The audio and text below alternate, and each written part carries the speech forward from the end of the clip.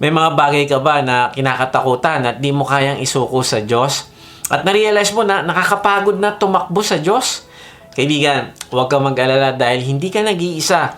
Maraming tao ang nag-aalangan na isuko ang buong buhay niya sa Diyos. Pero, ganun pa man, hindi nagbabago yung nais ng Diyos na mag-surrender talaga tayo sa Kanya araw-araw sa bawat sandali. Ang pagsuko ng kontrol sa Diyos ay hindi minsanang desisyon o hindi ito ay araw-araw at moment by moment na pagpapasya. Ang pagsuko sa Diyos ay isang lifestyle na pagdidesisyonan mo sa bawat sandali ng iyong araw. Tulad ng iba pang disiplina sa buhay, kailangan nating matutong sumuko at ibigay sa Diyos ang lahat ng bagay. Now, ang tanong, bakit ba kailangan nating matutunan ang pagsuko sa Diyos araw-araw? Kasi ang dyablo ay naghahanap araw-araw din ng pagkakataon para punuin ang ating isipan ng mga alalahanin, pag-aalinlangan at takot. At kapag hindi tayo natutong sumuko at magtiwala sa Diyos, ay matatalo tayo ng mga alalahanin natin sa buhay at mapipilitan tayong gumawa ng hindi kalooban ng Diyos na magpapahamak sa atin. Nais ng demonyo na hindi magkaroon ng puwang sa buhay natin ang Diyos. Ang bagay na kinamumuhian niya ay ang makita kanyang victorious sa iyong relasyon sa Diyos at makita kanyang nagtatagumpay ka na magawa mo ang purpose ng Diyos sa iyong buhay. Sa maikling salita, ayaw niya makita na binibless ka ng Diyos dahil sa iyong pagsunod sa Kanya. Narealize ko ang pagsuko ay isang battle term. Ito ay ginagamit sa digmaan. Kapag ang isang bansa ay sumuko sa kanyang kalaban, ay parang sinasabi niya na, suko na kami. Ibibigay namin sa kamay nyo ang aming buhay, ang aming sandata, pamilya, ari-arian, lupain at iba pa. Wala na kaming karapatan sa aming sarili. Gawin nyo ang gusto nyong gawin sa amin. Suko na kami. Kung aalipinin nyo kami, willing kaming gawin yan. Suko na kami. Ganun ang pagsuko, kaibigan. Pero tingnan mo to, sa kaharian ng Diyos ay baligtad.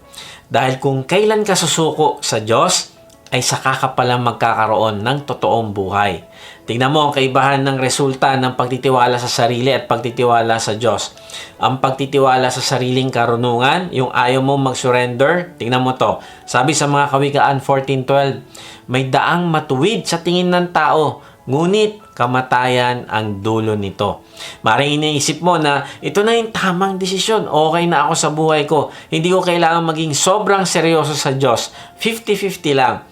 Kaibigan, tingnan mo ang sabi sa talata ay sa dulo ay kamatayan. Maring okay ka ngayon, pero sa dulo ng buhay mo ay kamatayan. Pero tingnan mo ang kaibahan na nagtitiwala sa Diyos, yung mga nagsusurrender sa Diyos. Tingnan mo ang plano niya sa inyo. Sabi sa Jeremiah 29:11, sapagkat batid kong lubos ang mga plano ko para sa inyo. Mga planong hindi ninyo ikakasama, kundi para sa inyong ikabubuti. Ito'y mga planong magdudulot sa inyo ng kinabukasang punong-puno ng pag-asa. Grabe! Kung natatakot kang magsuko ng iyong buhay sa Diyos, ay tandaan mo itong talata na ito na nagsasabi na ang plano ng Diyos sa iyo ay hindi para sa iyong ikakasama, kung hindi para sa iyong kabutihan. Kaya ka natatakot magsuko sa Diyos ng iyong buhay ay dahil nagdududa ka sa Kanya.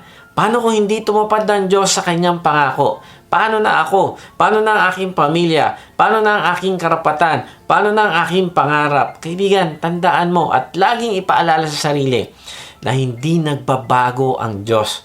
Kung siya ay naging tapat kila Abraham, Moses, Joseph, David at sa lahat ng mga nagtiwala sa kanya sa Bible noon, ay ganun pa rin siya sa mga nagtitiwala sa kanya ngayon.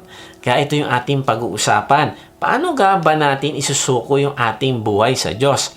Nang kumpleto, hindi 50-50. Upang maranasan natin ang totoong kasiyasiyang buhay na sa dulo ay katagumpayan kasama ang Diyos. Ito yung victory. Kung bago ka sa channel na ito, ay tapusin mo ang mensahe na ito dahil ito yung magpapabago sa iyong buhay. Ang pinakamagandang blessing ng pag-surrender sa Diyos ay freedom. Freedom from destroying your life at freedom from regrets in life.